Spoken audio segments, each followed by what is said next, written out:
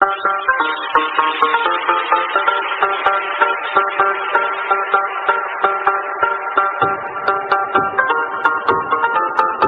Everyone, welcome to PKS chemistry. और चलिए start करते हैं अपन बेसिक ऑर्गेनिक केमिस्ट्री का अपना नेक्स्ट लेक्चर। लास्ट लेक्चर में अपन ने कॉमन नेमिंग का सेक्शन बी देखा था और वहाँ अपन ने दो केसेस पढ़े थे, एल्डिहाइड और कार्बोक्सिलिक एसिड के। नेक्स्ट अपन केस पढ़ रहे हैं अपना एसिड हैलाइड। तो यहाँ भी वही रूल होगा, चाहे एसिड हैलाइड हो, चाहे एसिड एमाइड हो, चाहे एसिड एस्टर हो, क्योंकि इन सभी में क्या होता है, अपना functional group C double bond O present होता है। ठीक है, कीटोन को अपन पढ़ते हैं सेक्शन ए की नेमिंग में। तो फिर से वही रूल है, आपको स्टार्टिंग में क्या लिखना पड़ेगा, आपको नंबर लिखना पड़ेगा कि कार्बन की कितनी संख्या है, उसके बेस पर अपन बता देंगे कि भाई नेमिंग क्या होगी। उसमें अपन ऐड कर देंगे सफिक्स ऑफ फंक्शनल ग्रुप। यहाँ सफिक्स क्या होगा, फंक्शनल ग्रुप ना क्लोरीन है, एसिड हैलाइड में हैलोजन्स ग्रुप्स होंगे, क्लोरीन हो सकता है, फ्लोरीन कोई भी हैलोजन एटम हो सकता है। तो उसके बेस पर अपन सफिक्स क्या यूज में लेंगे, इल हैलाइड सफिक्स यूज में अपन लेते हैं। तो चलिए अपन इसकी नेमिंग करते हैं। पहला एग्जाम्पल अपने पास है, यहाँ हाइड्रोजन C डबल बॉन्ड और Cl, ये ग्रुप अपना जुड़ा हुआ है। इसकी कॉमन नेमिंग अपन कैसे करेंगे, तो सबसे पहले तो अपने को देख के पता चल जाएगा कि इसमें C double bond O group है। ठीक है, इसको जनरली ऐसा भी लिखा हुआ मिल सकता है HCOCl। तो आपको थोड़ा उसको स्ट्रक्चर को ओपन करना आना चाहिए, तभी आप उस चीज़ को एग्जाम्पल की नेमिंग कर सकते हो। तो यहाँ C double bond O group present है तो अपने को दिख गया है, लेकिन ये कीटोन नहीं है, क्योंकि C डबल बॉन्ड O के दोनों तरफ दोनों वैलेंसी जो इस कार्बन की बची हुई है उन पर अगर कोई एल्किल ग्रुप्स प्रेजेंट होते, कोई R ग्रुप्स अगर प्रेजेंट होता तो अपन कहते हैं वो कीटोन है। इसका मतलब अपन इसकी कॉमन नेमिंग कैसे करेंगे, सेक्शन बी के बेसिस पर करेंगे। और यहाँ अपने को सबसे पहले कार्बन चेक करने, कार्बन की संख्या कितनी है। कार्बन यहाँ एक है और एक कार्बन के लिए अपन नाम क्या देते हैं, अपन नाम देते हैं फॉर्म नाम देते हैं। ठीक है, इसमें अपन ऐड करते हैं जो अपना फंक्शनल ग्रुप इस एग्जाम्पल में प्रेजेंट है उसका सफिक्स। यहाँ क्लोरीन फंक्शनल ग्रुप प्रेजेंट है या कोई हैलोजन फंक्शनल ग्रुप प्रेजेंट है, तो इसके लिए अपन क्या लगाते हैं, इल हैलाइड अपन यूज में लेते हैं सफिक्स अपना। यहाँ इल तो लगेगा, लेकिन हैलाइड मतलब जो हैलोजन ग्रुप होगा, हैलोजन यहाँ क्लोरीन है तो उस इल हैलाइड की जगह अपन क्या लिख देंगे, इल क्लोराइड अपन लिख देंगे, इल क्लोराइड लिख देंगे। ये हो जाएगा फॉर्मिल क्लोराइड, अपना इसका नाम हो जाएगा इजी वे में। नेक्स्ट अपन बात करते हैं यहाँ भी एज इट इज़ वही है। इस C डबल बॉन्ड हो गए, इस तरफ क्लोरीन जुड़ा हुआ, मतलब ये कोई एसिड हैलाइड है। ठीक है, फंक्शनल ग्रुप है अपना। और यहाँ जुड़ा हुआ है एक कार्बन, नॉर्मल एक मेथेन का सब्सटेंट है, ये मेथेन का प्रतिस्थापक, या कहूँ मेथेन से बना हुआ रेडिकल मैथिल रेडिकल है। अब यहाँ कोई डबल बॉन्ड ट्रिपल बॉन्ड्स वगैरह नहीं दिख रहे हैं, तो आपको डायरेक्ट कार्बन की संख्या चेक करनी है। ये सब मैंने अपना जो लास्ट लेक्चर था वहाँ आपको मैंने बताया था। तो यहाँ दो कार्बन है, दो कार्बन के लिए अपन यूज में लेते हैं, क्या लिखते हैं, अपन लिखते हैं एसिड लिखते हैं। वही क्लोरीन ग्रुप है। ठीक है, क्लोरीन के लिए सफिक्स क्या हो जाएगा, या कहूँ एसिड हैलाइड के लिए जो सफिक्स होगा वो क्या होगा, इल हैलाइड होता है। ठीक है, तो यहाँ हो जाएगा इल, और यहाँ हैलोजन ग्रुप क्लोरीन तो हो जाएगा क्लोराइड। वापस से आप कोई भी यहाँ पे फंक्शनल ग्रुप फ्लोरीन भी ले सकते हो। ठीक है, आप आयोडीन भी ले सकते हो, ब्रोमीन भी ले सकते हो, वो कोई बड़ी बात नहीं है। तो नाम हो जाएगा एसिटिल क्लोराइड, इसका नाम क्या हो जाएगा अपना एसिटिल क्लोराइड। और जनरली अपने को डायरेक्ट ये देखा हुआ बहुत बार मिलता है CH3COCl, एसिटिल क्लोराइड। ठीक है, नेक्स्ट अपन यहाँ बात करते हैं इस एग्जांपल में क्या है, वही एक नॉर्मल सीधे कार्बन की कोई चेन्स अपने को दिख रही है। नॉर्मल अपने को एक एल्केन दिख रही है, तो एक एल्केन अपने को अगर दिख रही है तो अपन वापस से कार्बन काउंट करेंगे, 1 2 3, 3 कार्बन, और 3 कार्बन के लिए अपन क्या यूज में लेते हैं, प्रोपियोन यूज में लेते हैं। सिमिलर जैसे वही अपन मैथेन, एथेन, प्रोपेन वगैरह मैथ एथ प्रोप करते हैं, वैसा ही है। 3 कार्बन के लिए प्रोपियोन अपन यहाँ पे कॉमन नेमिंग में यूज करेंगे वर्ड प्रोपियोन। आगे क्या लग जाएगा, इल क्लोराइड, क्योंकि ये functional group C double bond O group present है और साथ में क्लोरीन है। इसका मतलब ये क्या, अपना पूरा जो फंक्शनल ग्रुप है अपना क्या है, एसिड क्लोराइड है। और इसके लिए जो नेमिंग होगी वो क्या हो जाएगी, इल क्लोराइड हो जाएगी। तो प्रोपिनिल क्लोराइड अपन इसको नाम देंगे। आई होप आपको समझ में आया होगा। नेक्स्ट इस एग्जाम्पल की अपन नेमिंग कर सकते हैं इजी वे में। कितने कार्बन है, 1 2 3 4, क्योंकि यहाँ कोई डबल बॉन्ड ट्रिपल बॉन्ड नहीं है, जैसे कल अपन एग्जांपल्स देखे थे, कुछ मिसेलेनियस या कुछ अदर रेडिकल ग्रुप के बेसिस पर अपन ने नेमिंग की थी, वो सब यहाँ पर प्रेजेंट नहीं है। इसका मतलब अपन क्या करेंगे, यहाँ पर नॉर्मल को अपने को एक कार्बन चेन शो हो रही है, नॉर्मल कार्बन चेन शो हो रही है, तो 1 2 3 4 4 कार्बन इसका भी कंसिडर करना है, कार्बन कंसिडर करना है अपने को फंक्शनल ग्रुप का। ये मैंने आपको लास्ट लेक्चर में अच्छे से बताया था। तो यहाँ जब आप चेक करोगे, 1 मिनट,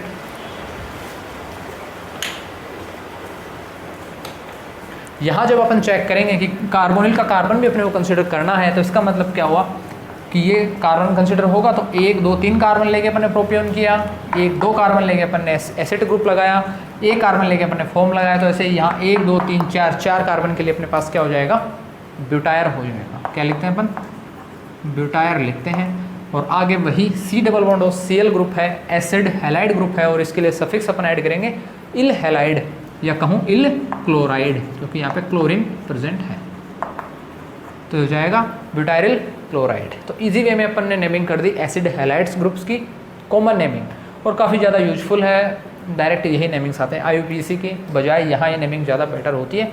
इनके डायरेक्ट कॉमन नेमिंग साधारण नाम है, तो डायरेक्ट इन्हीं का यूज होता है बहुत सी अपने जो लैब्स वगैरह में अपना एक्सपेरिमेंट वगैरह करते हैं या बाकी और जगह। हाँ IUPAC नाम भी नेमिंग भी इनकी होती है, लेकिन जनरली जिन नामों से इनको जाना जाता है वो डायरेक्ट यही होते हैं। और एग्जाम्स में क्वेश्चन आते हैं तो भी यही डायरेक्ट है, जैसे एसिड क्लोराइड लिख दिया, एसिटिल क्लोराइड लिख दिया, फॉर्मिल क्लोराइड लिख दिया। तो आपको कॉमन नेमिंग बेहद ज़्यादा ज़रूरी है, या आपको हर फंक्शनल ग्रुप की कॉमन नेमिंग आनी चाहिए। और आज अपन अपनी कॉमन नेमिंग फिनिश कर देंगे।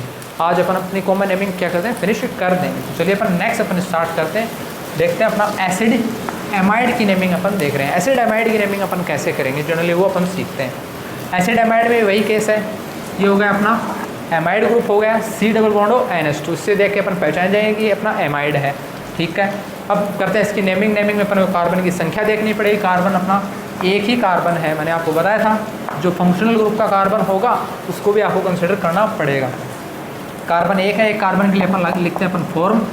ठीक है, और एमाइड के लिए जो अपना सफिक्स अपन ऐड करेंगे वो भी अपना क्या होगा, एमाइड ही होता है, तो अपन लिख देंगे फॉर्मेमाइड।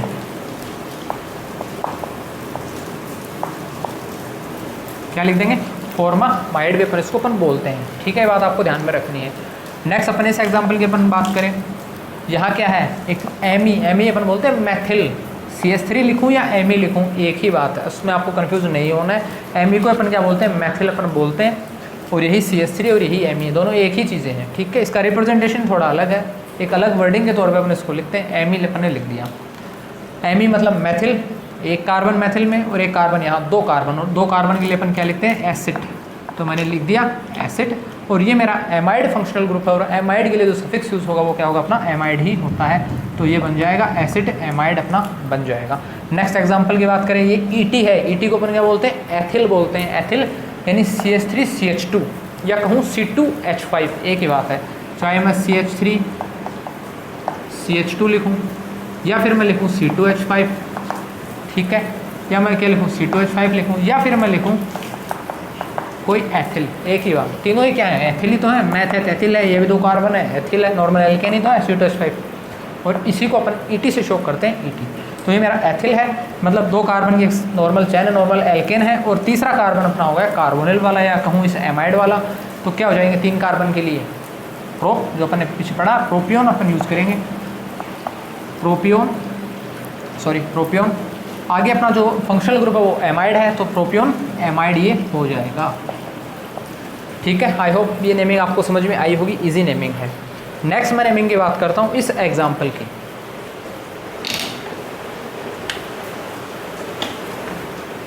नेक्स्ट मैं बात करता हूँ इस एग्जाम्पल की। इस एग्जाम्पल में अपने पास अलग क्या चीज़ है, देखिएगा। अब क्या है, इस नाइट्रोजन पे जो दो हाइड्रोजन, इस एग्जाम्पल को और इस एग्जाम्पल को आप कंपेयर कीजिए, क्या डिफरेंस है। यहाँ सिर्फ डिफरेंस इतना ही है कि नाइट्रोजन पे जो दो हाइड्रोजन हैं वो हट चुके हैं और दो मैथिल ग्रुप्स वहाँ पर अटैच हो चुके हैं। अब यहाँ जब दो मैथिल ग्रुप अटैच हो चुके हैं, इसका मतलब क्या है कि इसकी नेमिंग थोड़ी अलग होगी, थोड़ी सी अलग होगी। क्या होगी, यहाँ अपने को क्या है, नाइट्रोजन के दो सबस्टिट्यूएंट आ चुके हैं, दो मैथिल ग्रुप आ चुके हैं, तो मैं इसको क्या लिख सकता हूँ, मैं लिख सकता हूँ, वैसे तो इसकी नाइट्रोजन से जो डायरेक्ट ग्रुप होते हैं, नाइट्रोजन से जो डायरेक्ट अटैच्ड ग्रुप होते हैं, उनको अपन एन लगा के शो करते हैं। ठीक है, एन फिर उस ग्रुप का नाम, जैसे एन मैथिल। लेकिन अपन जर्नल भी इसकी नेमिंग कर सकते हैं, अपन डायरेक्ट भी लिख सकते हैं। दो मैथिल ग्रुप जुड़े हुए नाइट्रोजन से, तो इनके लिए मैं लिख दूंगा पहले डाईमैथिल लिख दिया। और आगे एक्चुअल में ये ग्रुप कैसा था मेरा, सपोज यहाँ से दो हाइड्रोजन नहीं हो तो ग्रुप कैसा, मैंने आपको बताया था फॉर्मेमाइड, तो ये क्या हो जाएगा, डाईमैथिल फॉर्मेमाइड। इसको अपन बोलेंगे डाईमैथिल फॉर्मेमाइड। एक्चुअल में ये फॉर्मेमाइड का ये क्या है, प्रतिस्थापी है, सबस्टिट्यूएंट है, जहाँ नाइट्रोजन के दो हाइड्रोजन हटके दो मैथिल ग्रुप लग चुके हैं आसानी से, तो इसी को अपन बोलते हैं डाईमैथिल फॉर्मेमाइड। और इसी का शॉर्ट में अपन फॉर्म देते हैं DMF, डाईमैथिल फॉर्मेमाइड भी अपन इसको बोलते हैं। तो बहुत बार इसका डायरेक्ट यही नाम आता है शॉर्ट में DMF मतलब डाईमैथिल फॉर्मेमाइड, ये आपको ध्यान में रखना है। तो इस तरह से अपन एसिड एमाइड की भी अपन ने नेमिंग कर दी। नेक्स्ट फंक्शनल ग्रुप की अपन बात करते हैं एसिड एस्टर की। एसिड एस्टर की अपन नेमिंग कैसे करेंगे वो अपन देखते हैं।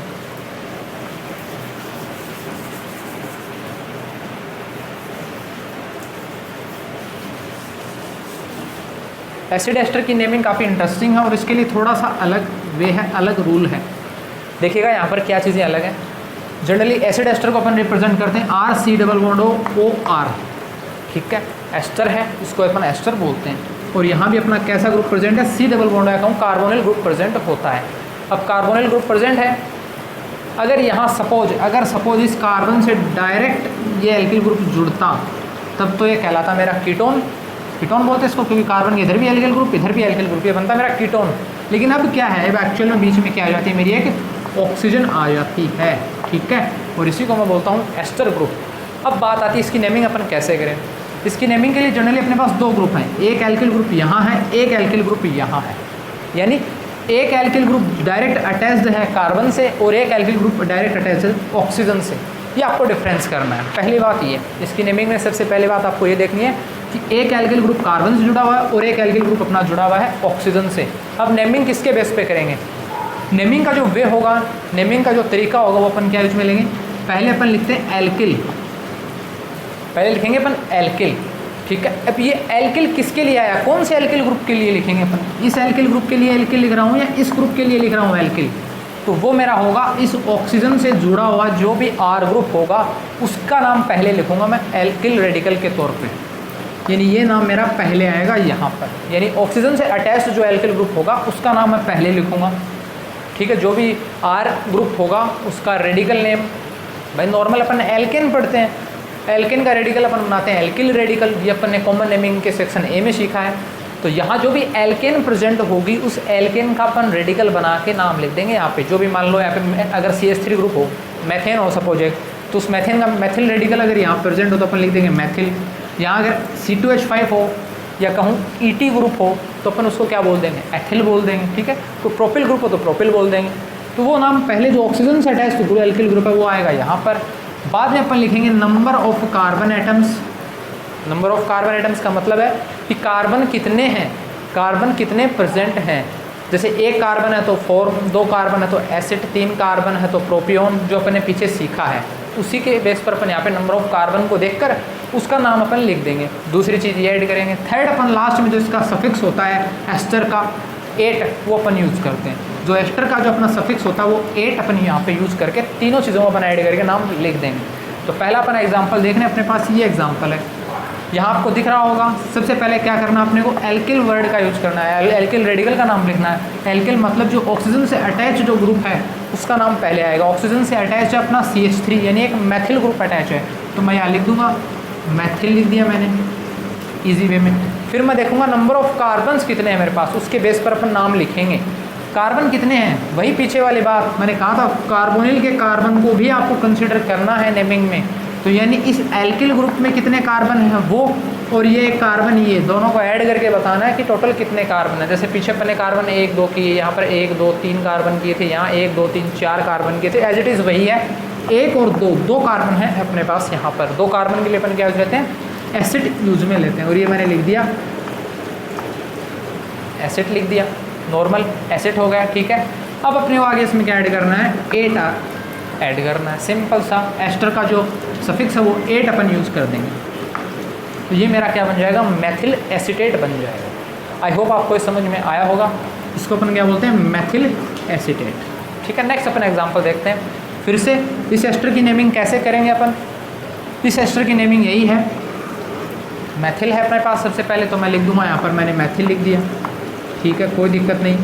फिर मैं देखूँगा नंबर ऑफ कार्बन्स कितने हैं, 1, 2, 3 कार्बन है, नॉर्मल सीधी चैन ही तो है, मेथेन ही तो नॉर्मल एक सीधी एल्केन, नॉर्मल मेथेन है, नॉर्मल सॉरी एक एल्केन चैन है, कोई डबल बॉन्ड, ट्रिपल बॉन्ड या कोई अदर स्पेसिफिक फंक्शनल ग्रुप यहाँ पे नहीं है। तो यहाँ पर क्या है, 1, 2, 3 कार्बन के लिए अपन क्या लिखते हैं, प्रोपियोन लिखते हैं, मैंने लिख दिया प्रोपियोन।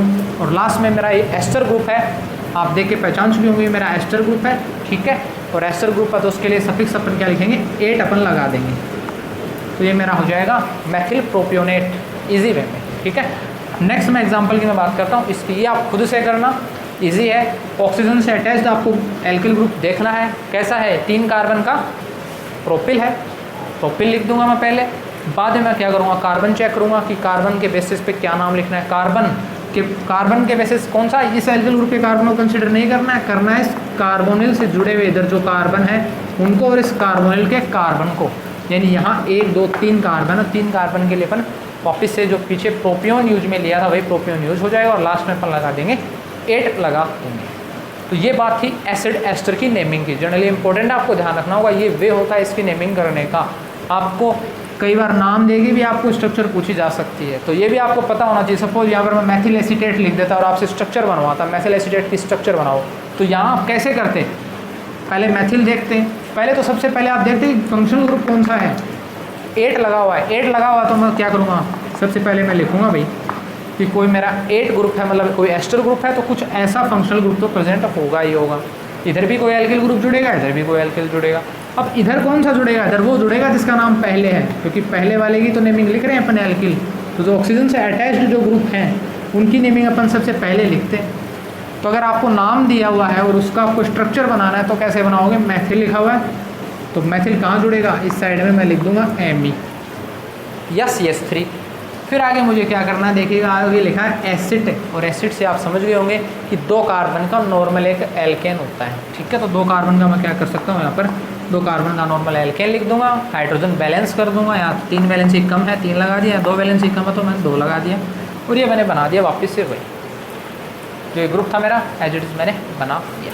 Sorry I am sorry acid है, यही मिस्टेक कर रहे हैं अपन। एसिड है, एसिड मतलब 2 कार्बन, तो एक कार्बन तो हो गया अपना कार्बोनिल का कार्बन हो गया, और एक कार्बन जो एक्स्ट्रा अपन ऐड कर रहे हैं तो ये होगा CH3। आई एम सॉरी, ठीक है।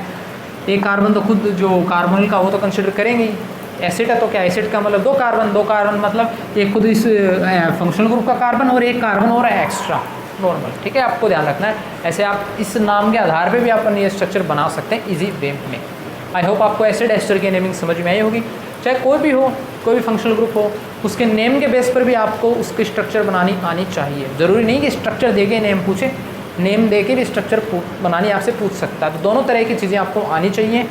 जिस तरह से अपन स्ट्रक्चर देख के नेमिंग कर रहे हैं वैसे आपको समझना चाहिए कि अपन अगर नाम आ जाए तो कैसे स्ट्रक्चर अपन बनाएंगे। नेक्स्ट अपन करेंगे अपना एसिड एनहाइड्राइड, और उसके बाद अपन देखेंगे कुछ स्पेसिफिक कंपाउंड्स अपन देखेंगे जिनकी आपको डायरेक्ट नेमिंग ही याद करनी है, और वो बहुत ज़्यादा इंपॉर्टेंट और काफ़ी ज़्यादा यूज़फुल होते हैं। बहुत सी जगह उनका डायरेक्ट यूज़ है, डायरेक्ट उनका नाम आता है, कॉमन नेम डायरेक्ट यूज़ होता है, तो वो भी अपन सीखेंगे। तो चलिए स्टार्ट करते हैं नेक्स्ट अपना एसिड एनहाइड्राइड।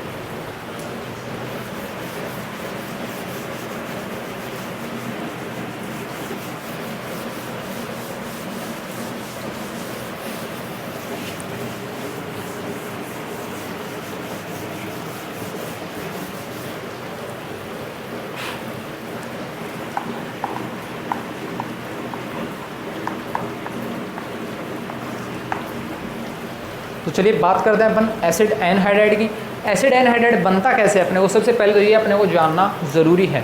एसिड एनहाइड्राइड अपना बनता है जब अपन एसिड से क्या कर दें, एक वाटर का मॉलिक्यूल अपन क्या कर दें, बाहर कर दें, तो अपना बनता है एनहाइड्राइड। तब जो स्पीसीज अपने बनती है उसको अपन क्या बोलते हैं, एनहाइड्राइड अपन उसको अपन बोलते हैं। एसिड, एसिड मतलब कार्बोक्सिलिक एसिड, तो ये भी आपको ध्यान रखना है। ठीक है, जरूरी नहीं कि आपको पूरा नाम ही बोले कार्बोक्सिलिक एसिड, एसिड भी लिखाओ, एसिड का मतलब भी कार्बोक्सिलिक एसिड ही है। तो उससे जब अपन वाटर मॉलिक्यूल रिलीज़ कर देंगे, बाहर कर देंगे, तो बनता है अपना जो ग्रुप बनता है या जो भी फंक्शनल ग्रुप आता है उसको अपन एनहाइड्राइड अपन बोलते हैं, और उसका नाम हो जाता है एसिड एनहाइड्राइड, क्योंकि वो एसिड से बना होता है। आई बात समझ में। एनहाइड्राइड हमेशा किन से बनते हैं, एसिड से बनते हैं, कहूँ कार्बोक्सिलिक एसिड से बनते हैं। कार्बोक्सिलिक एसिड के जल अपघटन से, हाइड्रोलाइसिस से बनते हैं। ये प्रोसेस मेरी हाइड्रोलाइसिस कहलाती है, जहाँ एक वाटर का मॉलिक्यूल बाहर होता है। तो ये मेरा एसिड एनहाइड्राइड बनता है एसिड से। ठीक है, ये मैंने क्यों बताया है, क्योंकि इसकी कॉमन नेमिंग में अपने को एसिड की नीड पड़ेगी। एसिड की नीड क्यों पड़ेगी, ये एनहाइड्राइड बन रहा है एसिड से। ठीक है, पहली बात तो इसकी नेमिंग भी एसिड के बेस पर ही होगी कि ये किन एसिड से मिलकर बना हुआ है, किन एसिड से मिलकर बना हुआ है। ये इस एनहाइड्राइड की नेमिंग की एक स्पेसिफिक बात है कि किस एसिड से मिलकर बना हुआ है। अब जनरली अगर मैं बात करूँ, मैं अगर एक एसिड लूँ, सपोज एक एग्जांपल मैंने ले लिया HC डबल बॉन्ड OH, ये मेरा क्या है, फॉर्मिक एसिड है, एक कार्बन है, कार्बोक्सिलिक ग्रुप है, तो उसके लिए अपन क्या लेते हैं, एसिड, एक एसिड अपन यूज में लेते हैं वर्ड, और एक कार्बन है तो फॉर्म, तो बन गया फॉर्मिक एसिड। इसकी नेमिंग मैंने आपको सिखा दिया लास्ट लेक्चर में, कॉमन नेमिंग। ये मेरा फॉर्मिक एसिड है, ठीक है। कैसे एक वाटर मॉलिक्यूल बाहर हो सकता है, एक ही मॉलिक्यूल, एक मोल ही है या खुद एक ही अणु है, कैसे बाहर होगा? इसके लिए मुझे चाहिए कि एक और मेरे पास क्या हो, कोई कार्बोक्सिलिक एसिड, कोई दूसरा कार्बोक्सिलिक एसिड प्रेजेंट हो। वो मेरा सेम भी हो सकता है, वो मेरा अलग, तो ये दोनों सेम भी हो सकते हैं, दोनों अलग अलग भी हो सकते हैं, ठीक है, वो कोई बात नहीं है। तो इसके लिए अपने को क्या चाहिए, 2 मोल एसिड चाहिए या 2 मोल कार्बोक्सिलिक एसिड चाहिए, ठीक है, मैंने ले लिए। अब यहाँ से मैं क्या कर दूंगा, एक वाटर का मॉलिक्यूल बाहर कर दूंगा इजी वे में। एक वाटर का मॉलिक्यूल मैंने रिलीज़ कर दिया यहाँ से, नॉर्मल अपन जो लिखते हैं H2O, ठीक है, H2O मैंने बाहर कर दिया। H2 जैसे ही मैंने बाहर किया, जनरली इसकी मैकेनिज्म कैसी है वो आप नॉर्मल देख सकते हो। चलिए अपन थोड़ी मैकेनिज्म पे बेस्ड अपन बात कर लेते हैं थोड़ी सी। एक्चुअल में क्या था यहाँ पर, जनरली क्या होता है, ऑक्सीजन से अटैच, तो नॉर्मल अपन जो मैकेनिज्म के तौर पे बताएं, ऑक्सीजन ज़्यादा इलेक्ट्रॉन नेगेटिव है, बॉन्ड के इलेक्ट्रॉन अपनी तरफ लेता है, इस पर आता है नेगेटिव, ठीक है, तो इस पर कैसा आएगा, पॉजिटिव चार्ज आ जाएगा। इसको आप पार्शियल पॉजिटिव नेगेटिव भी लिख सकते हो, कोई बड़ी बात नहीं है उससे, ठीक है। ऐसे ही यहाँ पर क्या होगा, OH मेरा जो है, यहाँ से H+ तो निकल गया बाहर, अब इस H+ को क्या चाहिए, OH- चाहिए, तो यहाँ से अपन OH- निकालेंगे दूसरे कार्बोक्सिलिक एसिड से। तो ये ऑक्सीजन ज़्यादा इलेक्ट्रॉन नेगेटिव है इस कार्बन से, तो बॉन्ड के इलेक्ट्रॉन अपनी ओर ले लेगी, तो इस पर आ जाएगा नेगेटिव, इस पर आ जाएगा पॉजिटिव। आई बात समझ में? तो ये OH- और ये H+ मिलके क्या बना लेंगे, H2O। तो H2O का मॉलिक्यूल मेरा यहाँ से बाहर, वाटर का मॉलिक्यूल यहाँ से बाहर। ये भी अब इस ऑक्सीजन पर नेगेटिव चार्ज है और इस कार्बन पर पॉजिटिव चार्ज है। कार्बन इलेक्ट्रॉन डेफिशिएंट, इलेक्ट्रॉन की कमी है, तो ये क्या चाहेगा, इसके पास इलेक्ट्रॉन आए, तो ये ऑक्सीजन क्या करेगा, अपना इलेक्ट्रॉन इस कार्बन को दे देगा, और कार्बन को जैसे ही देगा तो इनमें जो बॉन्डिंग बनेगी वो कुछ इस तरीके की बॉन्डिंग बन जाती है, आप देख सकते हो कुछ इस तरीके की बॉन्डिंग बनती है। ऑक्सीजन डायरेक्ट अटैच हो जाती है इस कार्बन से और कुछ इस टाइप की स्ट्रक्चर बनती है, और इसी स्ट्रक्चर को, ऐसी ग्रुप को मैं कहूँगा एनहाइड्राइड। आई बात समझ में? इसी ग्रुप को अपन क्या कहेंगे, एनहाइड्राइड कहेंगे। मैं लिख देता हूँ एनहाइड्राइड। लेकिन अब बड़ी बात आती है कि अपन ने पीछे क्या पढ़ा था, एसिड एनहाइड्राइड का जो सफिक्स होगा वो एनहाइड्राइड होता है। एक्चुअल में तो सफिक्स आ गया, तो इससे पहले भी तो कुछ लिखेंगे अपन, कार्बन की संख्या के बेस पर नाम वगैरह, ऐसा कुछ नाम वगैरह भी तो लिखेंगे, तभी तो इसका कंप्लीट नाम होगा। ये तो सफिक्स है, ये तो लास्ट की चीज़ है, स्टार्टिंग में भी तो कुछ लिखेंगे ना अपन इसका नाम वगैरह। वो कैसे लिखा जाएगा, वो लिखा जाएगा इस एसिड के बेस पर कि अपन एसिड कैसा यूज में ले रहे हैं, अपन कार्बोक्सिलिक एसिड कौन सा यूज में ले रहे हैं, उसी के बेस पर इसका नाम हो जाएगा। और अपने कार्बोक्सिलिक एसिड कौन सा यूज में लिया है, अपन ने लिया है फॉर्मिक एसिड। अपन ने कौन सा यूज में लिया है, अपन ने फॉर्मिक एसिड यूज में लिया है। मैं इसकी स्ट्रक्चर दोबारा लिख रहा हूँ यहाँ पर। इस टाइप से दो फॉर्मिक एसिड के मॉलिक्यूल ने आपस में रिएक्ट किया और यहाँ से एक वाटर का मॉलिक्यूल बाहर, और ये स्ट्रक्चर बनी।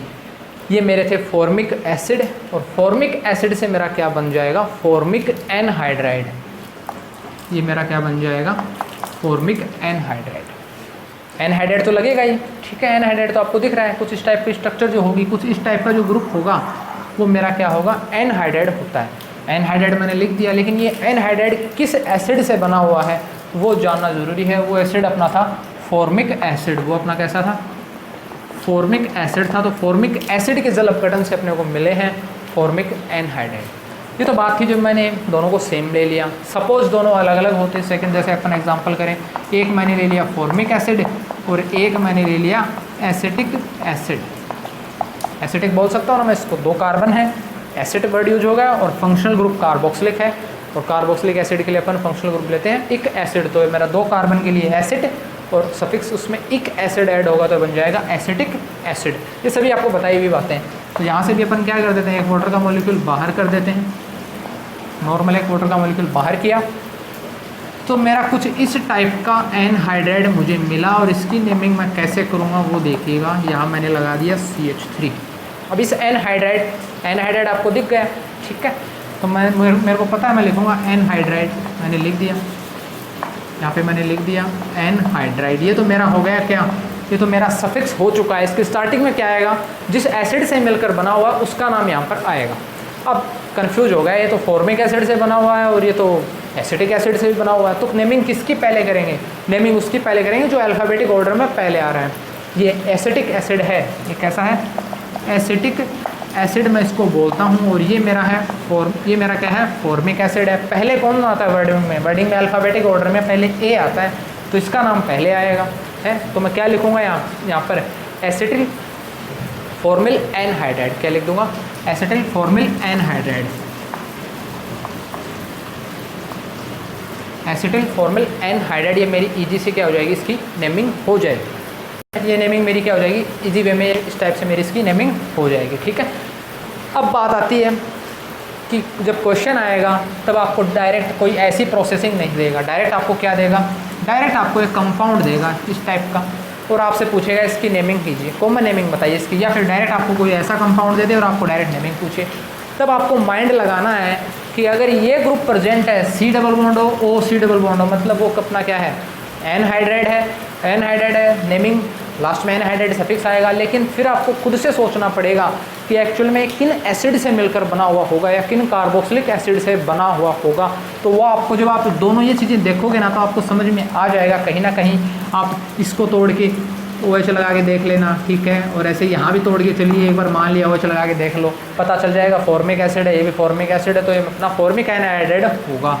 ठीक है, ये आपको ध्यान में रखना है। ठीक है, आई बात समझ में। ऐसे ही इस एग्जाम्पल की बात है, यहाँ अपने को पता है कि ये एनहाइड्राइड तो है, इस फंक्शनल ग्रुप को देखकर सफिक्स भी एनहाइड्राइड आ जाएगा, लेकिन ये किन किन एसिड से मिलकर बना हुआ है, तो वो अपने को क्या देखना है, वो अपने को देखना है यहाँ से बॉन्ड तोड़ देना, OH लगा देना, यहाँ से बॉन्ड तोड़ के OH लगा देना एक बार अपनी सहूलियत के लिए, ताकि अपने को नॉलेज हो जाए कि किस एसिड से बना हुआ है। तो इसको देख के आपको पता चल जाएगा कि तो एसिटिक एसिड है, और इसको देख के पता चल जाएगा ये फॉर्मिक एसिड है, और नाम अल्फ़ाबेटिक ऑर्डर में पहले एसिटिक एसिड का आता था, मैंने लिख दूंगा यहाँ एसिटिक, यहाँ मैं लिख दूंगा एसिटिक। ठीक है, और यहाँ मेरा फॉर्मिक एसिड बाद में आया तो मैं लिख दूंगा फॉर्मिल, फिर आगे लिख दूंगा एनहाइड्राइड। तो ऐसे आपको एसिड एनहाइड्राइड की नेमिंग करनी है। ये भी हो सकता है आपको नाम दे दे और आपसे स्ट्रक्चर पूछ ले। ठीक है, तो जैसे ही आपको कहीं नाम दे दिया और स्ट्रक्चर पूछ ली तो भी डरने की ज़रूरत नहीं है। आपको लास्ट में एनहाइड्राइड दिख गया, मतलब क्या है, आप ये फंक्शनल ग्रुप बना लोगे। फिर आपको आगे देखना है, अगर सिंपल एक ही एसिड है फॉर्मिक, सिर्फ एक एसिड है फॉर्मिक एसिड, ठीक है, तो दोनों जगह कुछ फॉर्मिक एसिड के फॉर्मेशन के लिए अपन HH लगा देंगे। ठीक है, अगर एसिटिल फॉर्मिल आपको दिया हुआ है तो फॉर्मिल देख के आप एक जगह एक हाइड्रोजन लगा देना। फॉर्म का तो मतलब क्या होता है, एक ही कार्बन तो होता है, एक कार्बन तो खुद इस ग्रुप का हो ही गया, तो फिर यहाँ पे क्या लगेगा, सिर्फ हाइड्रोजन ही बचेगा। भाई यहाँ भी फॉर्म ही नाम था, फॉर्म मतलब एक कार्बन तो क्या है, इसका भी है, एक इसका भी है। तो इस यहाँ जो भी ग्रुप जुड़ेगा वहाँ और कोई कार्बन नहीं जुड़ेगा। क्यों नहीं जुड़ेगा, क्योंकि अपने नाम ही फॉर्म पहले लिख दिया, फॉर्म मतलब एक कार्बन, तो वो एक कार्बन ये हो गया, तो इससे सिर्फ क्या बचेगा, एक हाइड्रोजन ही जुड़ेगा इसकी वैलेंसी पूरी करने के लिए।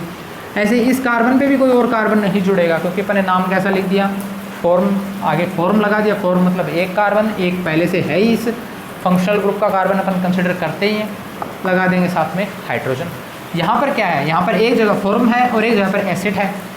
फॉर्म है मतलब किसी एक कार्बन पर कोई कार्बन नहीं जुड़ेगा, सिर्फ वो खुद अकेला कार्बन ही रहेगा, चाहे वो ये मान सकते हो चाहे वो ये, कोई फ़र्क नहीं पड़ेगा उससे।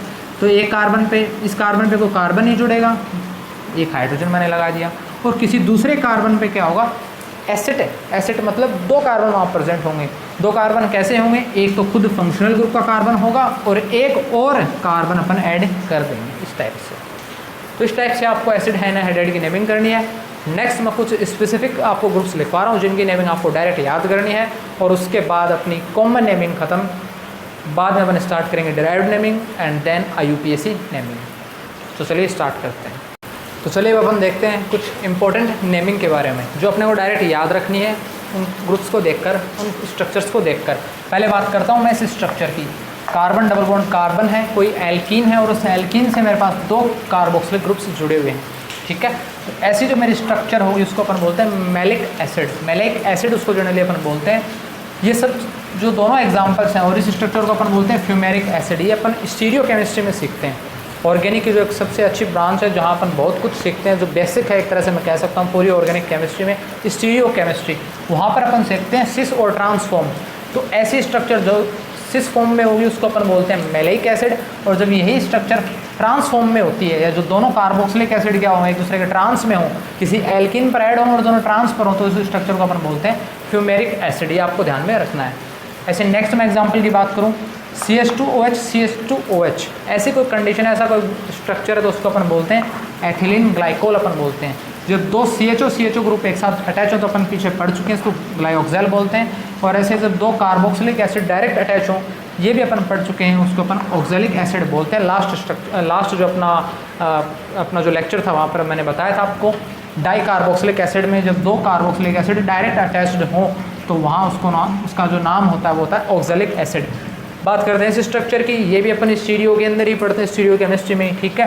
ये अपना कायरल सेंटर होता है, ये सब अपन आगे देखेंगे सीखेंगे बात। तो ये जो स्ट्रक्चर है आपको ध्यान रखनी है, यहाँ पर कार्बन प्रेजेंट ध्यान रखना, ये क्या है, कार्बन प्रेजेंट है। जो मेरा 2 डिग्री कार्बन यहाँ प्रेजेंट होता है एक्चुअल में ये, ठीक है। और ऐसी स्ट्रक्चर जिसमें एक कार्बन से एक OH ग्रुप अटैच हो, एक CH3 ग्रुप अटैच हो, एक हाइड्रोजन अटैच हो और एक COOH ग्रुप अटैच हो, तो उस स्ट्रक्चर को अपन बोलते हैं लैक्टिक एसिड, अपन उसको अपन बोलते हैं, आपको ध्यान में रखना है। साथ ही ये कायरल सेंटर कहलाता है। किरेल कार्बन बोलते हैं इस कार्बन को, क्यों? क्योंकि इस कार्बन से जुड़े हुए जो चारों ग्रुप्स हैं वो क्या होते हैं, डिफरेंट है। तब ये मेरा कार्बन जो कहलाएगा वो क्या कहलाएगा, कायरल कार्बन कहलाएगा, किरेल कार्बन जिसको अपन बोलते हैं। ये सब अपन स्टीरियो केमिस्ट्री में सीखेंगे। जैसे ही अपना IUPAC नेमिंग वगैरह सारा कॉन्सेप्ट क्लियर होगा, एसिडिटी बेसिडिटी वगैरह सब सारी चीज़, उसके बाद अपन स्टीरियो केमिस्ट्री स्टार्ट करेंगे, वहाँ पर अपन ये सारी चीज़ें सीखेंगे एकदम बेसिक लेवल से। नेक्स्ट मैं बात करता हूँ इस स्ट्रक्चर की। यहाँ भी आप देख रहे होंगे 2 किरेल कार्बन हैं। 2 किरेल कार्बन क्यों हैं, जिनको अपन स्टार से शो कर रहे हूँ, मैं इनको स्टार से शो कर रहा हूँ, ठीक है, स्टार से इन कायरल कार्बन को, क्योंकि इस कार्बन से एक OH है, एक हाइड्रोजन है, दोनों अलग अलग हैं। ऊपर COOH ग्रुप है कार्बोक्सिलिक, ये भी अलग है। और एक ये पूरा बड़ा ग्रुप, ये पूरा बड़ा ग्रुप, ये भी क्या मेरा अलग से अटैच्ड है। तो यानी इस कार्बन से जुड़ी चारों वैलेंसीज हैं वो अलग अलग हैं, तो एक कार्बन कैसा हो गया, कायरल कार्बन हो गया। ऐसे ही इस कार्बन से जुड़ी चारों वैलेंसी भी क्या है, डिफरेंट्स हैं। तो यहाँ 2 कायरल कार्बन प्रेजेंट होते हैं, साथ में 2 टर्मिनल्स पोजीशंस पर 2 कार्बोक्सिलिक ग्रुप्स प्रेजेंट होते हैं, और ऐसे 2 OH और 2 चीज़ें अपन देखने को अपने को यहाँ पर मिलती हैं। और यहाँ पर अपन क्या लगाते हैं, एक अपना प्लेन भी लगाते हैं, तो अपन इसमें प्लेन ऑफ सिमेट्री बताते हैं, और ओवरऑल अपन कहते हैं कि ये ऑप्टिकली इनएक्टिव कंपाउंड है। तो ये सब चीज़ें अपन आगे सीखेंगे। मेन बात यही है कि आप इस स्ट्रक्चर को अपन बोलते हैं टार्ट्रिक एसिड। क्या बोलते हैं, टार्ट्रिक एसिड अपन इसको बोलते हैं। नेक्स्ट, ये जो मेरा कंपाउंड है कहलाता है स्टायरीन। जब एक बेंजीन से क्या जुड़ी हो, CH double bond CH2 group जुड़ा हुआ हो तो उसको अपन बोलते हैं स्टायरीन। ऐसे जब एक बेंजीन से एक आइसोप्रोपिल ग्रुप जुड़ा हो, मैंने बता दिया ये सब चीज़ें कि कैसा ग्रुप है, आइसोप्रोपिल, तो इसका जो कॉमन नेम होता है वो क्यूमीन नाम होता है। क्या होता है, क्यूमीन, और इसी को अपन बोल सकते हैं आइसोप्रोपिल बेंजीन भी बोल सकते हैं, ठीक है। जब बेंजीन से मेरा CONH2, अब ये भी आपको समझ आ गया होगा, CONH2 मतलब कैसा ग्रुप है ये, CONH2 कुछ ऐसा है, और ये मेरा ग्रुप क्या कहलाता है, एमाइड कहलाता है। आई बात समझ में, तभी इसका नाम क्या है, बेंजामाइड नाम इसका है। ऐसे ही जब मेरी बेंजीन रिंग से एक CHO ग्रुप अटैच हो, एल्डिहाइड ग्रुप हो, और जस्ट उसके ऑर्थो पोजिशन पर क्या हो, एक OH group, hydroxy group present हो, तो ये मेरा कंपाउंड कहलाता है सैलिसैल्डिहाइड। ऐसे ही जब मेरी बेंजीन से एक COOH ग्रुप प्रेजेंट हो कार्बोक्सिलिक, और उससे जस्ट ऑर्थो पोजीशन पर एक OH ग्रुप प्रेजेंट हो। ऑर्थो मतलब इस कार्बन से पहली वाली पोजीशन ये, दूसरी है, तीसरी है, ये कहलाती है ऑर्थो, ये कहलाती है मेटा, और ये कहलाती है पैरा पोजीशन, ठीक है। ऐसे ये जो साइड है ये भी ऑर्थो कहलाएगी, ये मेटा और ये पैरा अपने आप हो ही गई, ठीक है। तो बेंजीन की ये जो अपन नेमिंग वगैरह करेंगे जब एक एरोमेटिक स्ट्रक्चर्स की या एक साइक्लिक स्ट्रक्चर्स की, तब अपन सीखेंगे सारी चीज़ें। तो यहाँ OH प्रेजेंट हो तो उस ग्रुप को, उस कंपाउंड को अपन बोलते हैं सैलिसिलिक एसिड अपन बोलते हैं। और ऐसे जब बेंजीन से एक नाइट्राइल ग्रुप जुड़ा हो या कहूँ एक साइनाइड ग्रुप जुड़ा हो, तो इसका जो कॉमन नेम होगा वो होगा बेंजो नाइट्राइल, अपन इसको बोलते हैं। तो ये कुछ स्पेसिफिक 9-10 एग्जाम्पल है जो आपको याद रखने हैं, इनकी डायरेक्ट कॉमन नेमिंग आपको याद रखनी है। और इसी के साथ कॉमन नेमिंग का जो सेक्शन B पार्ट है वो भी फिनिश होता है। A पार्ट अपन ने पहले फिनिश कर लिया, B पार्ट आज फिनिश हो चुका है। आई होप आपको समझ में आया होगा। फिर भी कोई क्वेरी हो तो आप कमेंट बॉक्स में कमेंट करके पूछ लेना। तो ये थी अपनी कॉमन नेमिंग, पूरी ऑर्गेनिक केमिस्ट्री में अपने जो काम आएगी सारी अपन ने पढ़ ली है। नेक्स्ट अपन पढ़ेंगे नेक्स्ट लेक्चर में डिराइव्ड नेमिंग, जो एक लेक्चर का काम है, और उसके बाद अपन स्टार्ट करेंगे अपनी IUPAC नेमिंग। तब तक के लिए धन्यवाद।